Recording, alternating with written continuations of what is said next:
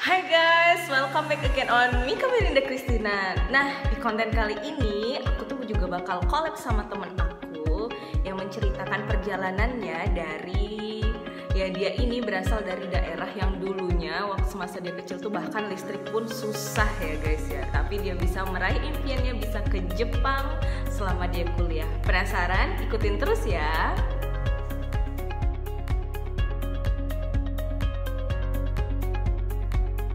Oke, ini dia temanku namanya Kamto. Asalnya dari mana tuh? Dari Lampung. Wih, Lampung tuh pulau provinsi terujung ya? Nah ya, pintu gerbang Sumatera yang kan saya. Nah, Kamto, gimana sih rasanya bisa ke Jepang? Nggak percaya sih. Ini kayak mimpi tapi ya aku berhasil ke Jepang. Ya, waktu pertama kali nyampe rasanya tuh gimana? Apa kayak aku nih beneran nggak sih sampai jepit-jepit pipi nggak? Iya bener. Jadi waktu itu kan pertama datang tuh aku keluar gitu cari makan siang gitu ya. Jadi kan pertama datang tuh kayak ini aku jauh banget kayak oh my god nggak mimpi alam nggak coy. Waktu mau sarapan, oh my god nggak ada soto di sini. Nggak, jadi kalau misalnya cari makan tuh kan susah banget tuh. Jadi kayak setiap makan agak susah. Tapi aku ngerasa kayak ya Allah ini bener aku di Jepang nih gitu. Aku jauh banget. Terus waktu landing pertama kali, bangga sih, aku bangga banget pertama kali sampai di Sapporo itu bener-bener kayak Sapporo namanya ya. Sapporo bener-bener kayak wow, amazing banget guys, I like banget. Pernah mimpi nggak bisa keluar negeri waktu kecil? Biasanya kan kalau kita anak kecil tuh, pengen ke negeri yang ada saljunya gitu. Jujur aja sih, aku bukan orang yang terlalu muluk-muluk ya. Sejauh aku sampai satu aja deh, aku tuh nggak mimpi, dan apalagi ke Jepang ya itu benar-benar nggak mimpi. Dan makanya waktu ke Jepang tuh benar nggak percaya gitu. Aku nggak pernah bermimpi sejauh itu. Sampai bisa kuliah aja udah syukur. Tapi memang misalnya waktu kecil dulu nonton kartun, ngeliat salju itu kan identik. Inilah bedanya kita ya Beb, ya kan. Aku nggak pernah nonton kartun, saya nggak ada TV, jangan sedih Anda ya kan. Nggak ada TV coy, ada sih TV tapi nggak bisa nyala, orang nggak ada listrik wah. Jadi nggak sempat nonton dunia luar, jadi ya udah jalani hidup dengan apa adanya aja. Jadi dari kecil memang nggak pernah mimpi? Nggak pernah mimpi sama sekali semua keluar negeri, nggak sama sekali. Waktu S1 mulai berani mimpi nggak? Ya di S1 mulai kepikiran aku pengen belajar bahasa Inggris biar bisa keluar negeri, kayak nonton video orang di YouTube kan kayak keren banget. Tapi kan nggak sampai nyangka Beb kalau bisa sampai ke Jepang bener tuh nggak nyangka gitu. Justru kecapainya setelah sekian tahun kemudian. Di S2 lalu UGM, lagi makasih UGM. Dan Kamto ini tuh ternyata udah 2 kali ke Jepang, bukan main. Nah, pertama kali waktu kapan tuh? Aku pertama kali ke Jepang tahun 2019 itu mewakili UGM di acara Pet Summer School di Sapporo, Hokkaido, Jepang. Berapa lama tuh pertama kali? 20 hari. 20 hari. Itu sih masa-masa dimana paling pertama kali benar-benar amazing banget dengan Jepang pertama kali datang, karena pertama kali kan ya. Terus yang kedua? Yang kedua kemarin aku dapat hibah penelitian dari JASO dan kementerian di Jepang. Itu penelitian namanya Global Environmental Research Programs yang supported oleh JASO dan Hokkaido University. Itu berapa lama kalau yang kedua tuh? 3 bulan. Berarti ngerasa bener-bener lebih hidup di Jepang setelah betul. yang kedua ya? Iya, jadi ngerasain suka dukanya di sana gimana. Pokoknya lebih ngerasa lah kalau 20 hari kan ya kayak masih liburan aja. Kalau gitu. Yang kedua udah lebih kerasa. Lumayan lah. Oh gini ya hidup di Jepang. Kerasa banget. Aduh seneng tapi sedih lah pokoknya. Nah misalnya kayak aku nih Beb ya, aku misalnya udah tahu negara Jepang tuh sekarang mereka tipikalnya pekerja.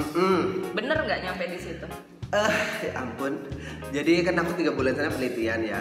Dan di situ sih aku benar-benar tahu banget sifat-sifat orang Jepang ya. Maksudnya etos kerja mereka tuh benar-benar yang luar biasa banget, dan capek saya ngikutinnya gitu loh. Maksudnya kayak aku mau santai-santai gitu ya, kayak aku udah selesai penelitian nih, udah selesai ngerjain apa gitu, aku pengen duduk. Tapi anak orang Jepang ini bolak-balik aja masih ngerjain penelitian sampai malam-malam. Kan nggak enak ya kan cuy. Oh duduk saja, ikut kerja aja udah pada di hati udah, ya Allah capek kali berpeluh-peluh tapi kan ya. Apalagi nggak bisa makan yang geprek. Iya kayak yang udah makan tiap hari cuma mie doang kan. Ya, terus itu nyari makanan halal lagi susah. Betul kali susah. Nah sebelum berangkat ke Jepang, apa yang kamu harapkan? ekspektasi kamu waktu oke nih kamu udah dapet kamu ke Jepang. Nah waktu sebelum kamu berangkat apa yang kamu harapkan di sana? Entah kamu pengen foto di mana atau pengen lihat apa, pengen makan apa?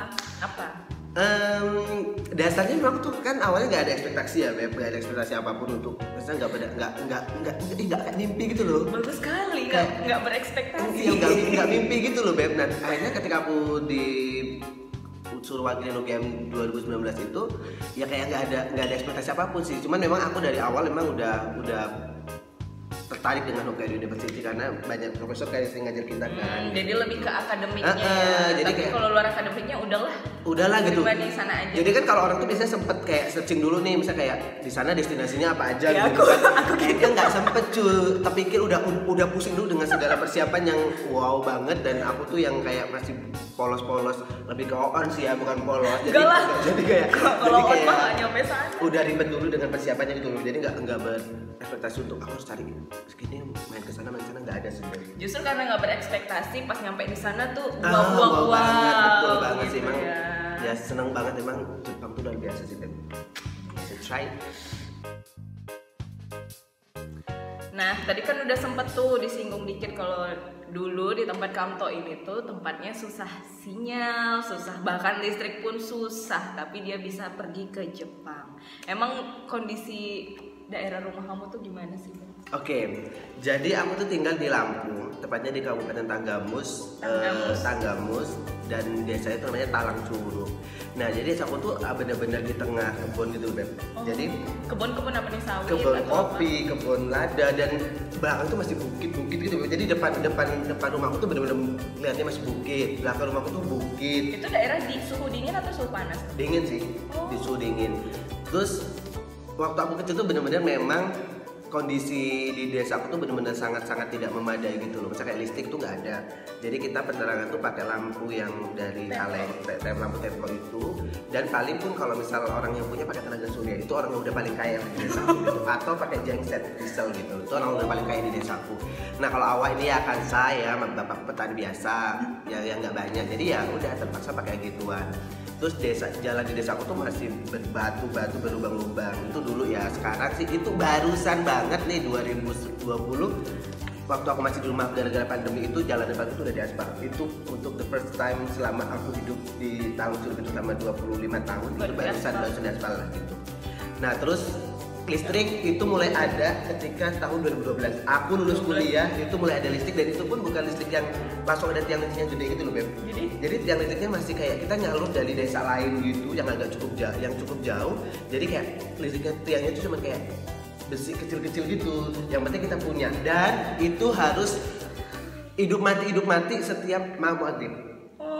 Tapi itu maksudnya udah mulai bisa udah bisa nyetrika atau udah bisa gimana? Jangan berharap banyak sih. Intinya itu cuma bisa ngecas HP sama nonton TV pun kayak yang bentar-bentar mati gitu loh, Beb. Jadi memang waktu kecil tuh nggak nonton TV? Nonton TV tapi pakai itu loh, Beb, pakai aki. Nah kalau pakai aki kan kita nggak bisa seenak kita dong. Maksudnya kita nggak bisa setiap saat mau nonton TV karena kan itu paling kepake juga cuma 7 hari daya listriknya itu 7 hari, dan kita nggak bisa nonton dari pagi sampai sore, dan nontonnya harus malam. Nontonnya apa coba? Misteri Gunung Merapi, Anglin Dharma ya kan, apal pokoknya sinetronnya itu udah kesukaan orang tua gitu. Kalau kita mau pagi-pagi nonton nggak boleh dong, itu habis nanti. Jadi justru maksudnya kalau di tengah keterbatasan itu dan kamu bisa ke Jepang itu menurutku inspirasi banget sih. Maksudnya berarti nggak nutup kemungkinan orang, kan ada kadang orang yang berpikir aku tuh dari daerah terbatas, aku punya keterbatasan A, B, C, D. Ternyata kamu bisa ngebuktiin keterbatasan itu bisa membuat kamu justru mungkin lebih semangat, bisa meraih apa yang nggak pernah terpikirkan. Iya benar-benar. Sedangkan mungkin nih contohnya aku mungkin dari kecil hidupnya punya listrik, bisa apalagi tadi jalannya aspal, nonton TV. Ya, Justru belum kepacu banget. Nah ini hebat nih. Sebenarnya tergantung orang ya, Beb ya. Maksudnya tergantung orang sih menurut aku gitu loh. Karena banyak juga teman-teman aku yang di kampung, mereka kayak apa ya, menyerah dengan keadaan itu. Jadi maksudnya nggak semua orang yang terpacu, ya. Jadi nggak semua orang terpacu. Tinggal bagaimana kita sebagai pribadi kita, maksudnya ya harus punya keyakinan gitu loh Beb. Maksudnya kalau aku sih memang orangnya selalu optimis. Aku orangnya tipe orang yang apapun yang aku lakukan aku selalu yakin itu akan berhasil. Walaupun memang aku nggak pernah pasang target untuk misalnya kayak harus ini gitu. Tapi aku selalu yakin aku pasti berhasil. Tapi dengan persiapan segala macam yang sangat luar biasa menurut aku gitu Beb. Dan memang nggak ya tergantung gimana ya, tergantung motivasi kita. Kalau aku kan mikir, ini aku cerita agak sedikit cerita ya. Jadi ada saudaraku tuh cuman pendidikan cuman SD aja gitu. Jadi itu kayak jadi motivasi buat aku harus bisa gitu. Makanya kalau orang lain kayak ya udahlah ikut aja alur keluarga aku kayak gini, jadi mereka meneruskan gitu. Kalau aku memang ingin menjadi pendobrak lah gitu caranya ya kan. Terus pertama kali emang kamu kepikir aku nggak bisa kayak gini gitu, aku harus keluar, aku harus berkembang, itu pas kapan? SD sih Beb. Karena SD udah mikir kayak gitu. Jadi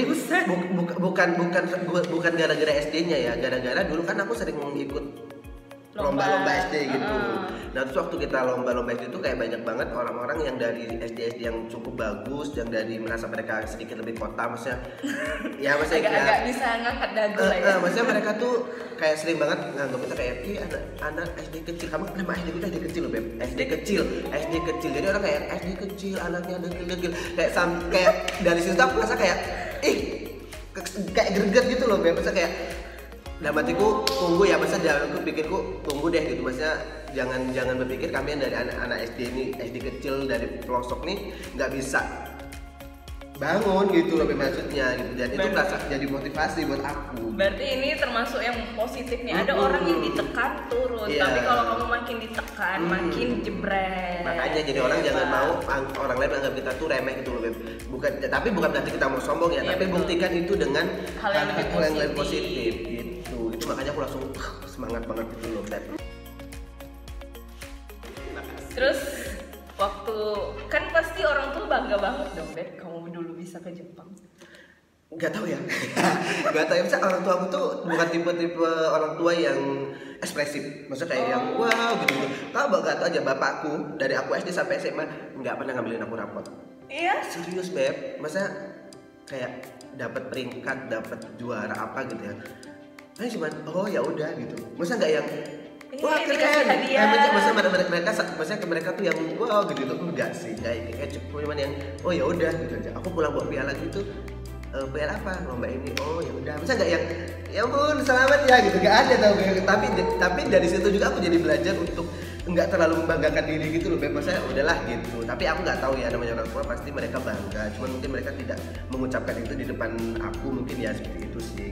Terus waktu kamu di Jepang ada nggak misalnya dalam hati kamu kayak Ma, anakmu loh udah di sini Ma? Udah aku bilang ya Beb ya, maksudnya pertama kali datang ke Jepang itu ketika aku menginjakan kaki di Jepang tuh benar kayak ya Allah Ma, aku sampai Jepang. Dan maksudnya kayak kaget, kayak mainnya jauh banget. Aku pikir ya ini Jepang dengan Lampung itu kayak jauh banget tuh, memang sampai berjam-jam, dan ya Allah aku di sini jauh banget gitu kayak.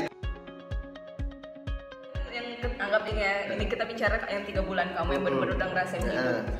Di titik kamu akhirnya, karena Allah pasti pas mimpi aku di Jepang itu udah mulai pudar, udah mulai realita bekerja tuh udah mulai iya sih, iya benar-benar. Jadi pertama datang ke Jepang itu kan winter tuh Beb. Winter lagi dingin-dinginnya banget. Aku excited banget. Salah satu yang buat aku seneng banget waktu winter itu kan rasain salju gitu. Ada kampung rasain salju. Nah, waktu 3 hari pertama itu nggak sama, ketika bangun tidur itu kayak excited, wow di Jepang seneng gitu kan, pagi salju segala macem gitu, jalan banyak salju, ngerasa realita bahwa aku sih bukan jalan-jalan. Itu kayak udah mulai ketika udah mulai masuk lab tuh hari ke-4 masalah itu mulai masuk lab, dan itu udah bilang kayak harus berangkat pagi jam 8, harus udah berangkat ke lab, pulang malam jam 8 malam, muter kayak gitu Beb. Dan itu benar-benar rasa kayak ya udah deh Jepang gitu. Berarti sebenarnya orang ya mikir enak di Jepang ya, enak pergi segala macam. Ternyata di balik itu kamu harus ngikuti pola kerja mereka.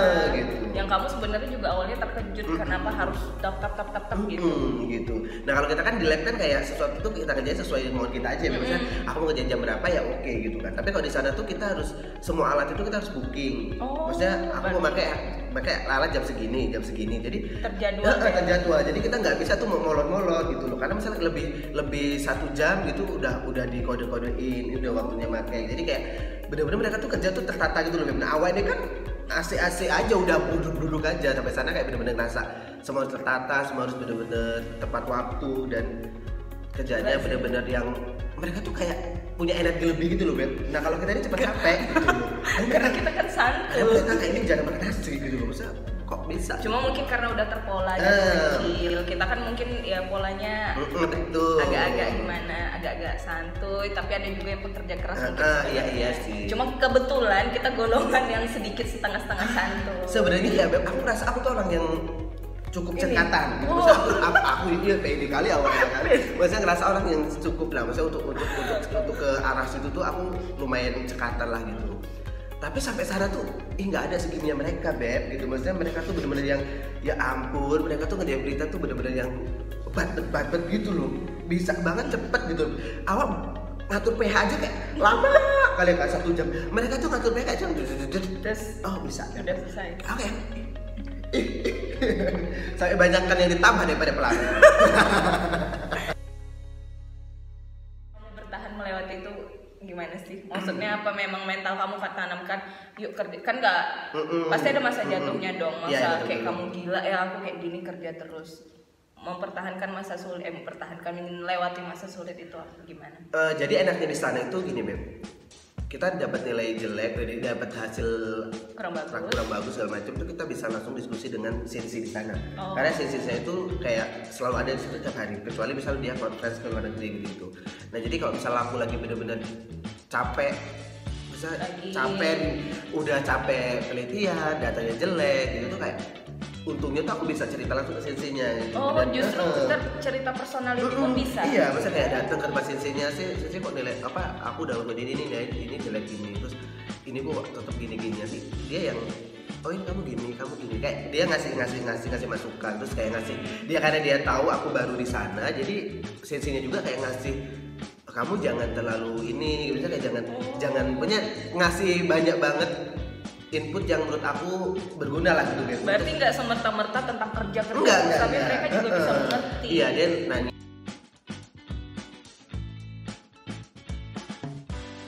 Lihat kamu bisa mencapai kamu bisa kejepun gitu. Ya memang stepnya banyak, cuma apa sih yang kira-kira penting menurut kamu yang ditanamkan? Kan misalnya semua orang bisa di jurusannya masing-masing, tapi kayak secara umumnya apa sih gitu? Yang pasti adalah konsistensi ya, maksudnya konsisten dengan apa yang kita kerjakan itu loh, maksudnya kayak konsisten. Terus yang kedua gimana ya, teratur gitu loh. Teratur. Karena kan kalau ke Jepang itu syaratnya banyak tuh. Kalau seleksinya kayak segala macam gitu. Jadi kita harus buat sesuatu itu benar-benar teratur gitu. Jadi jangan sampai ada hal-hal yang terlewat gitu sih kalau aku ya. Berarti mungkin selama ngurus kamu syarat-syarat itu mungkin banyak yang bikin kamu akhirnya nantilah ada nggak atau nggak ada? Nggak ada sih. Nah mungkin itu salah satu kuncinya juga Beb. Jadi kayak memang harus maju. Jadi maksudnya kita harus mencoba untuk memacu diri juga sih. Maksudnya kayak memang malas tuh ada sesuatu yang kayak udah melekat dengan jiwa lah gitu ya. Maksudnya mas tuh udah kayak sahabat karib gitu ya kan. Tapi kan kalau aku tipe orang yang aku harus kalau udah ngerjain pekerjaan itu harus selesai gitu Beb. Jadi nggak nanti ditunda gitu. Sekarang kerjain gitu. Jadi nanti udah selesai barusan kita udah bisa santai gitu. Aku kalau misalnya ada kerjaan tuh kalau diem tuh kepikiran gitu. Mungkin salah satunya adalah itu. Jadi orang jangan terlalu santuy boleh, tapi harus pada porsinya gitu. Yang pertama adalah konsisten tadi ya kan, konsisten dengan apa yang mau kita mau gitu loh. Jadi orang tuh harus keras kepala terhadap mimpi kita gitu. Wih, ini yang bisa dikutip di keras kepala terhadap mimpi kita. Nanti aku giniin ya. Gitu sih kalau aku ya. Jadi itu ya guys ya, semoga bisa bermanfaat. Nanti jangan lupa untuk subscribe channel Kamto juga on the link below. Jangan lupa ya guys. Thank you for watching this video until this minute. Don't forget to subscribe and like. Bye.